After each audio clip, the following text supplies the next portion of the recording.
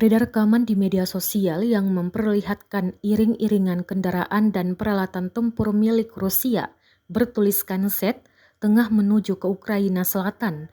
Rekamannya ramai beredar di Telegram pada Sabtu 31 Desember 2022. Dalam narasi unggahan disebutkan kolom peralatan tentara Rusia bergerak ke depan di selatan. Sumber daya Kiev mengumumkan persiapan untuk ofensif.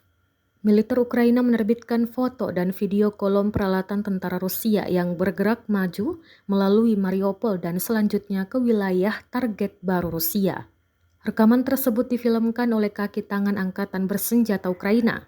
Jelas narasi unggahan, diketahui sirine serangan udara terdengar di seluruh Ukraina saat beberapa wilayah Kiev menghadapi serangan rudal Rusia. Suara ledakan tersebut di ibu kota Kiev, di mana pemerintah daerah mengatakan sistem pertahanan udara telah diaktifkan untuk menangkis serangan rudal yang sedang berlangsung.